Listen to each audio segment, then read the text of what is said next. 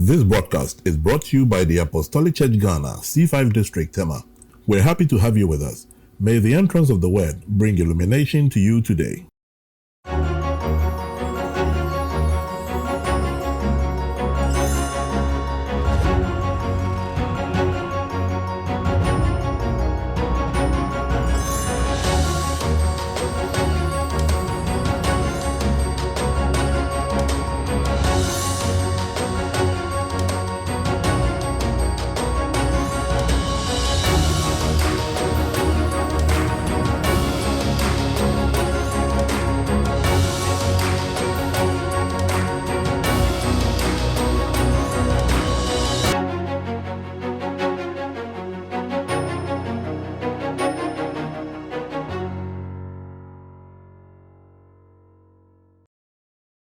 If we don't think right about God, all the troubles we have is because we have a wrong view of God. It is impossible to keep our moral practices sound and our inward attitudes right. It is impossible to keep our moral practices sound and our inward attitudes right while our idea of God is erroneous and inadequate. If we will bring back spiritual power to our lives, we must begin to think of God more nearly as He is. We must improve the quality of our theology, our idea, our opinion, our view of God. And now, to today's message. Our main text is still 1 Timothy chapter 4 and verse 16. 1 Timothy chapter 4 and verse 16. It says, take heed unto yourself and to the doctrine. And it says, continue in them. So the two things are yourself and your doctrine. And it says that continue in them. For in doing this, you will save. That is to say that if you continue in them, you will save. And I think that I didn't attend, when we call it Blofo School. Blofo School is the preparatory and international schools. And then the Saito is those of us who were the government school. I attended government school. My English is not very good. But when it says continue in them, it's talking about two things. Then it says, for in doing this, it didn't say these. So that this is one thing. For in doing this, and this is referring to continue. Continue in them, the them is referring to the doctrine and yourself. So take heed to yourself and take heed to the doctrine. They said, continue doing this. For if you continue, if you do this, if you continue, you will save yourself. Very, very deep. Very, very deep. See, watching your life closely requires that you watch your doctrine closely. Your doctrine is the same as your theology. That's what we said the other time. Your doctrine is your theology. So, your theology is actually your perception of God. To be able to watch your life closely, you must watch your doctrine closely. That to say, to be able to watch your life closely, you must watch what you believe closely. So the message we're putting around and then what we're talking about, the import of the message, thinking right about God, is that if you have your thinking, your perception of God, your view of God, your theology, your thinking, your beliefs, if you get them right, then you can watch your life closely. And it says that if you do that, you will save yourself. So basically what he's saying is that if you have the wrong beliefs, you destroy yourself. You have the right beliefs, you save yourself. I hope you understand what we're talking about. Watching your life closely requires watching your doctrine. That's your theology, your perception of God closely. And getting them right means you will save your life. So this thing we are talking about is not just some nice thing that those who go to school should go and do. It is for everyone who wants to save his or her life. Turn to someone and tell the person, it is my life. So last week, we mentioned a few things, and I just want us to walk over them briefly. The first one is that everyone has an opinion of God. Everyone. And so everyone is a theologian. That's what we said.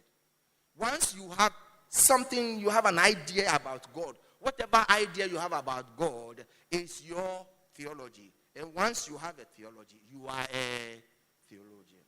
At least in the simplest definition of the word. We said that this idea we have about God may or may not be right. It may or may not be right. But that is your idea. That is your idea. Some people think that, oh, God is there, and all the idols and all the small, they call them lesser gods, they respond to him. So when you want to talk to God, you can go to a lesser God, either in a tree or a river or a piece of wood or a stone somewhere, and then you talk to that thing can talk to God for you. That is their view of God. That is their theology. They may or may not be right, but you have an idea of God. Then we said that the right opinion of God is what he has revealed about himself. It is not like we are all guessing. So you can say that, but that's my guess, that's your guess.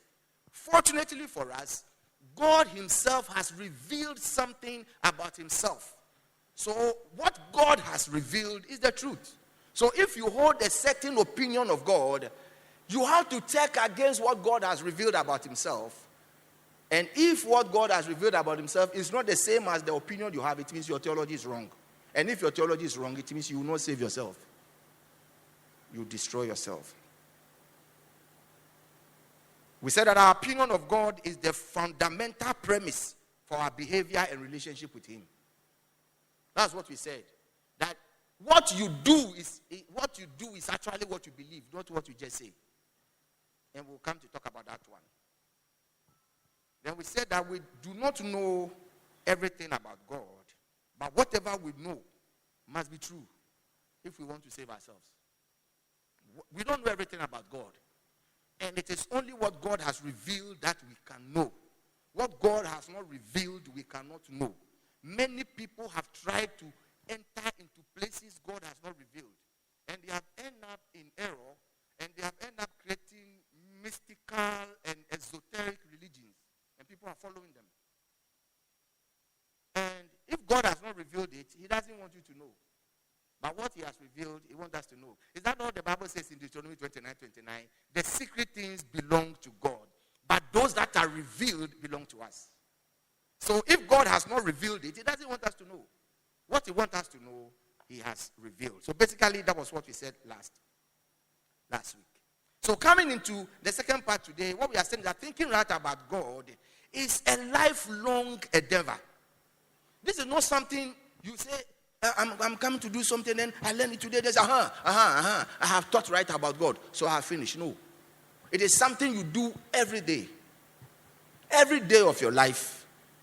Because we are making choices. Because every day we come to what I call junctions of life. We make critical decisions in life every day. At every junction of life, you have to think right about God to make a right decision. At every junction of life. At every junction of life. Your thinking right about God, your thought, your belief about God, your thinking, if it is right, your theology is more seen, weighty in our lives and behaviors than our creed or confessions. So you can have a confession. I believe this, I believe that, I believe that, I believe that. That's fine. We all have it. We come here, we have what you call the tenet of faith. See, everyone who is a member of this church has received what you call right hand of fellowship. Before we give you right hand of fellowship, you come and stand here and say, I believe in the obligatory nature of tithe and offering. But if you are not paying tithe, you don't believe it. What you do is a reflection of what you believe. So your thought about God, what you think about God, is weighty in your life. Much, much weightier in your life. Much more than what you say your creed or your confession is.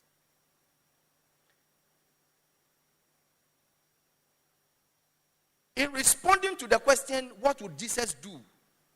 Okay, your thinking about God is a response to a certain question.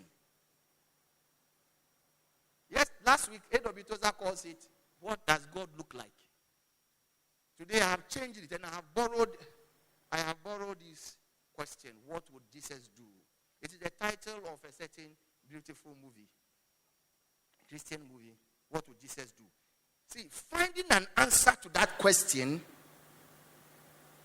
and living it out is having a right thinking about God.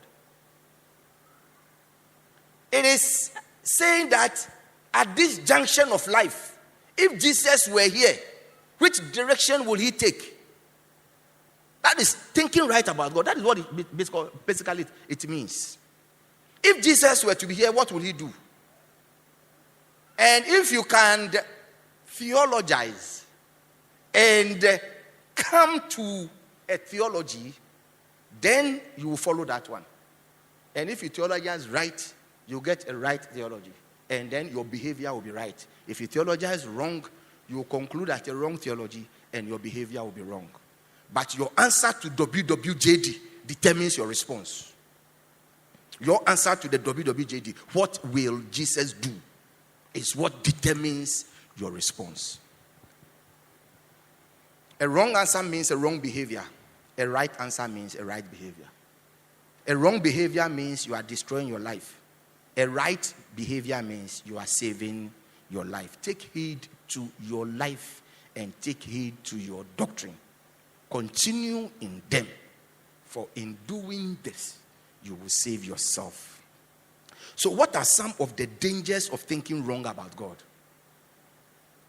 And it is what I want us to challenge ourselves with. And I'm going to, the other time I told you that the Bible is replete with examples of how a right or a wrong thinking about God impacts our lives and our destinies. Today I will give you examples of a few, examples of how people have a wrong perception of God. They think wrongly about God. It impacts their lives and it brings issues. And when people get it right, and how that one also brings a blessing to them. But today I'll talk about the dangers of thinking wrong about God. The first thing I'll talk about is sin and righteousness. See, so in Genesis chapter 3, verse 6, that's what I want to look at first. Genesis, and we are going to look at Adam and Eve. Last week I said it, but today I want to hint that one again. We have known that the biggest sin and the mother of all sins is man dethroning God from the throne in our hearts and enthroning self. Enthroning self.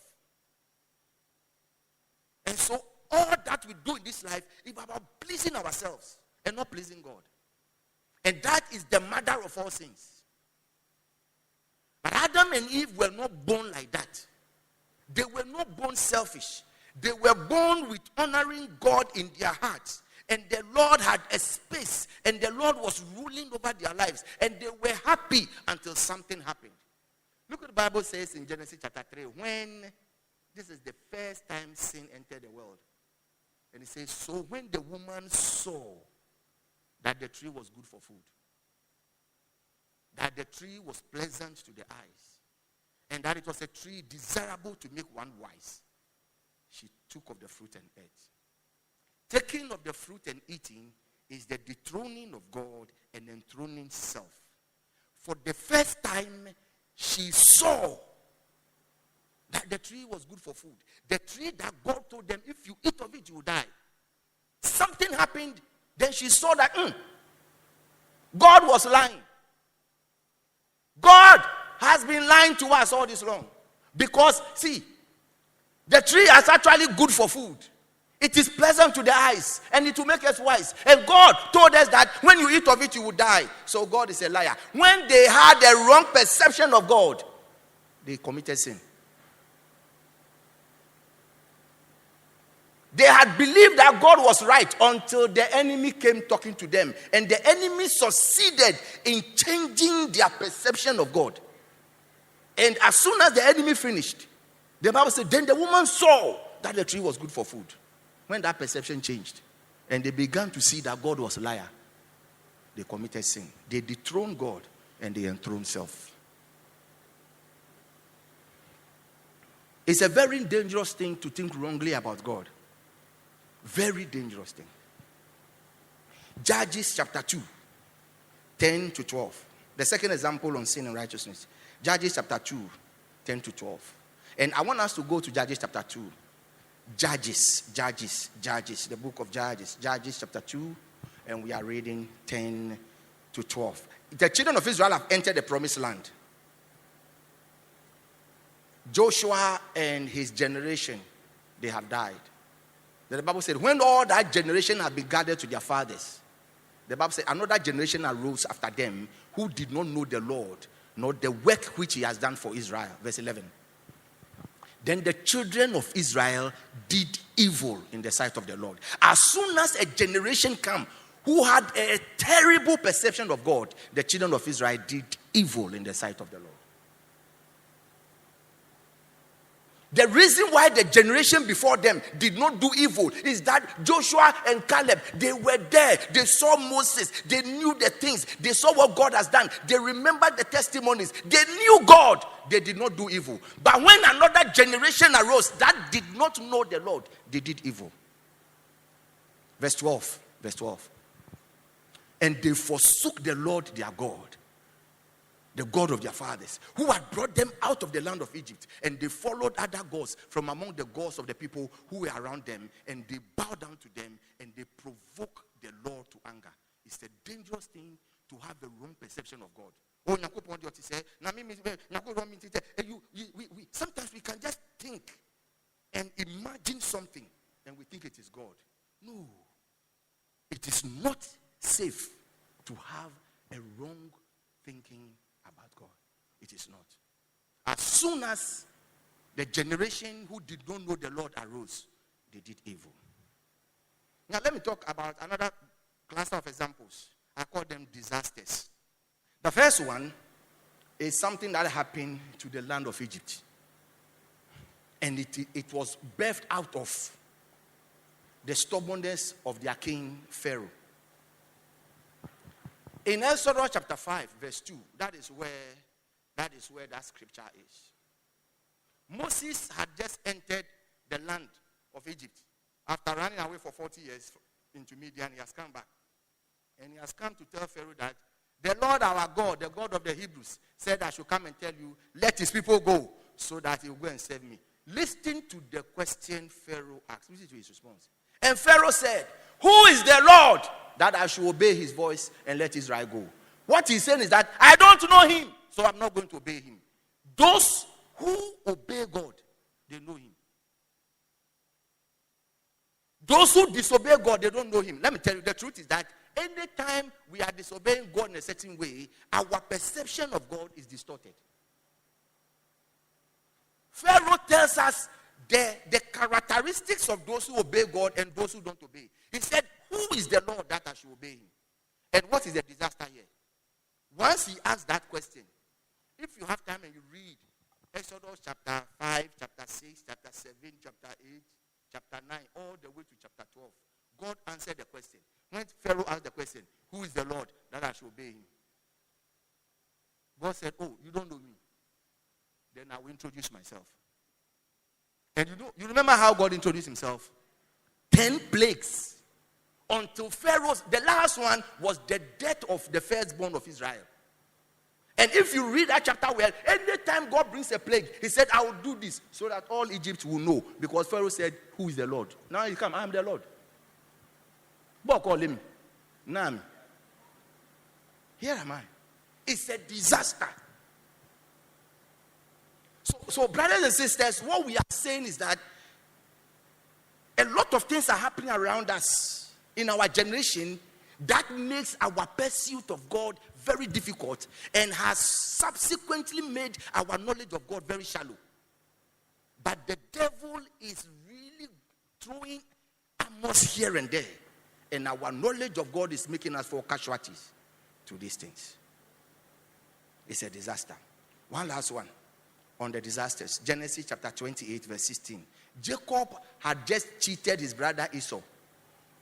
And he was leaving, running away, because Esau was so angry and Esau was going to attack him. And so his mother has asked him, leave, go to your uncle. And then he went to the uncle. He was on his way. Somewhere along the line, it was late at night. And then he lied down and then he lay down, he slept. And when he woke up, he realized that he had a dream. And he understood the dream very well. And this is the statement he made. Then Jacob awoke from his sleep and said, surely the Lord is in this place. And I did not know it. See, when you go to that place, nothing was extraordinary about that space. But the truth was that God was there. His ignorance of God did not tell him that God was omnipresent. And that in his omnipresence, he can manifest his presence to say what we call the manifest presence of God. He didn't know. So it was when he woke up that he said, hey, so here too God is here. And I did not know. Because he didn't know anything about the omnipresence of God. And the fact that the eyes of the Lord run through and through the whole world, looking for anyone whose heart is right, that he will show himself strong on his behalf. So wherever you are on the face of this planet, once your heart is right and the omnipresence of God is there, you will attract the manifest presence of God. He didn't know. See, this is the danger. Turn to someone and tell the person, God is here. But some people don't know. Because the place looks very ordinary. We are not pouring some things here. The place looks ordinary. But our poor perception of God makes us think that something giddy should happen before you know that God is here.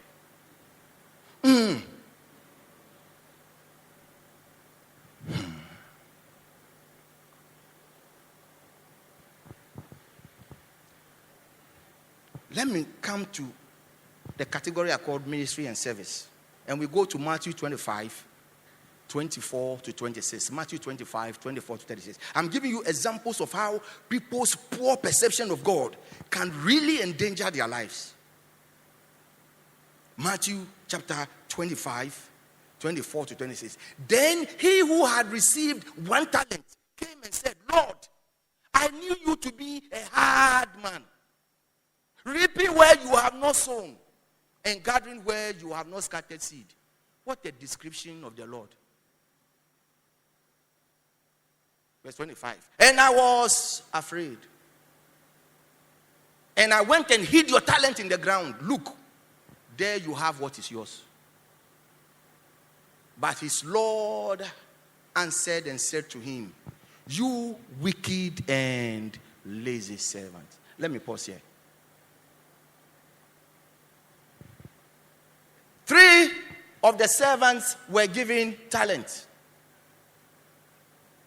And the 2 of them, see, when we were children, I used to think that the one who received 1 talent, it was because he received 1 and he felt that the other people received more. That's why he was not happy. It has nothing to do with the quantum. It has nothing to do with the quantum.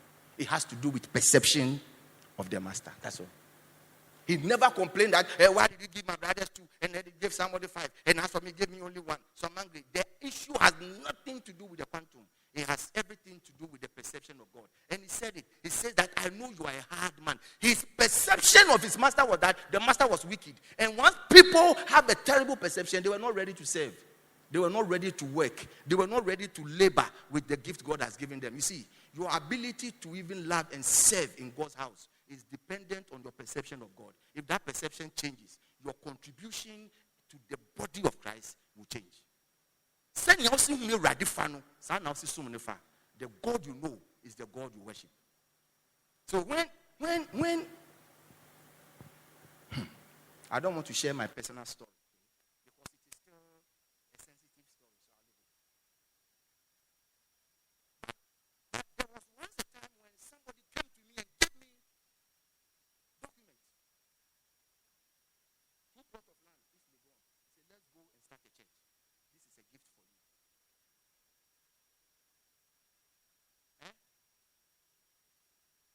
Let's leave this thing and let's go and start a church. This is a gift for you. This Legon, 2 plots. I remember But I called him, I said, brother. He said, yes. I said, Aposa. Then he responded and said, arise and build. Aposa. Then I said, I thought you were going to say arise and run. But since you didn't say arise and run, then we can only arise and build right here. If your perception of God changes, how you serve God in this church, in this house, it will change. If you see God well, I cannot offend you. If you see God well, a miracle leader cannot offend you. If you see God well, keyboardists will not offend you. Drama will not offend you. If you see God well, nobody will offend you. The reason is that we are looking unto Jesus, the author and finisher of our faith, who for the joy that was set before him endured the cross, despising the shame. We are looking unto him and we are not looking unto any man. If your perception of God changes, you will be like this and say, Master, you are a hard man. And the master said, anyone who behaves like that, I call them wicked and lazy. May it not be our portion.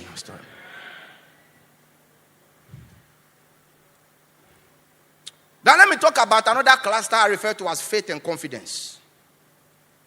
1 Corinthians chapter 2 verse 7. 1 Corinthians. Apostle Paul is trying to tell the church in Corinth a few things. And then he came to talk about something. He says, but we speak the wisdom of God in a mystery. The hidden wisdom, the hidden wisdom which God ordained before the ages for our glory. Let's go to verse 8. For our glory. Which none of the rulers of this age knew. None of the rulers of this age, they didn't know about the wisdom of God. They didn't have this perception of God at all. For if they had known, they would not have crucified the Lord of glory. What he's saying is that they killed Jesus because they saw him as a rebel. That Galilean, that Nazarene, that's what they call it, Galilean. Galilee is the major district, and Nazareth is the village in Galilee. So the point is that Galilee is bigger, is better. But Nazareth is one of the poorest villages in Galilee. It used to be. It is no longer, but it used to be. To the extent that they themselves could ask, not even the rulers of the age, the Romans, they themselves could ask, can any good thing come out of Nazareth? So when they want to insult you, they just look at, that Nazarene, to say that he comes from a place where no serious person comes from. They killed him because they did not know he was the Lord of glory. When your perception of God is bad, you can do dangerous things. You may be sincere but wrong, just because you don't have your theology right. The last in this example is the disciples on the road to Emmaus. Luke chapter 24. Let's go to verse 21. These were disciples who have followed Jesus closely. I don't have too much time to explain to you the cost of discipleship as the New Testament teaches us. But nobody dared himself call him or herself a disciple of Jesus without a price. There was always a cost. And Jesus taught us that one. That's why somebody said, Jesus, I want to follow you. He said, go and sell everything you have. Come and follow me. I said, hey, Debbie. Jesus, I want to follow you. He said, then come. Let's go. He said, no, let me go and bury my father. He said, leave the dead to bury their dead. Oh, Jesus, I have this. Hey, no one who put his hand to the plow and lose bodies. It was not cheap following Jesus. But they had faith and confidence in him. They followed Jesus. And they really believed that this was the Messiah. Then all of a sudden, he was dead. What? We have abandoned family, friends, and enemies we have made for ourselves by following you. And we know that you are the Messiah. So one day we were hoping to tell those people, someone will say, we told you this is the Messiah, you thought we were joking. It's just like those who are following John Mahama and Baumia today. This one say we will win, this one say we will win. So the followers that win, whoever will win, they will throw the other. Is that right? That kind of thing. So can you imagine that all of a sudden, then your presidential candidate said, Amala means stand the bill.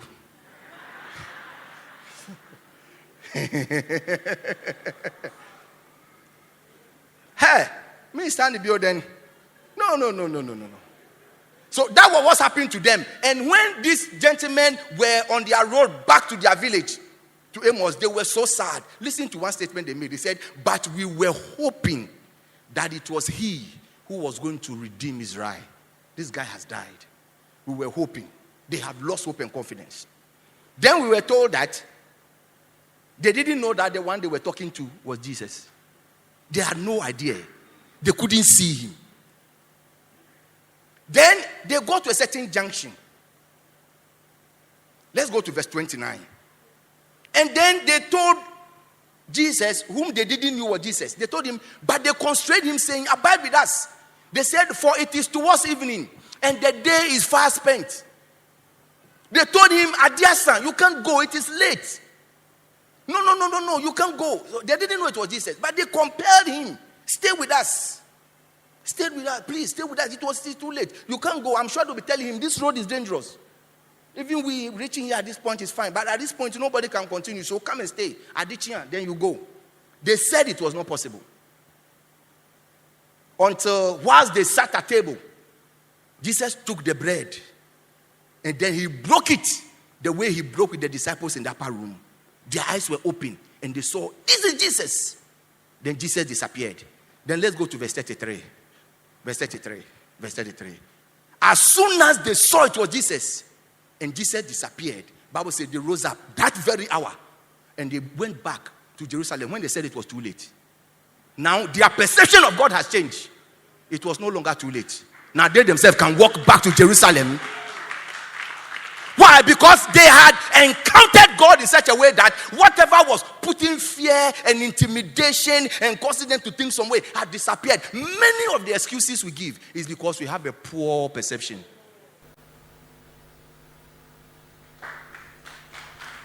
A poor perception. I will stop here. But I'm sure by this point you know that your perception of God, your view of God, your theology, how you see God determines everything about your life. Kindly bow down your heads with me and let's pray.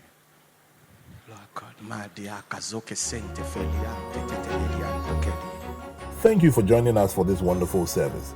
This message has come to you from the Apostolic Church Ghana, C5 District, Tema. May the Word of God find expression in your life and continue to be active and sharp in all aspects of your life.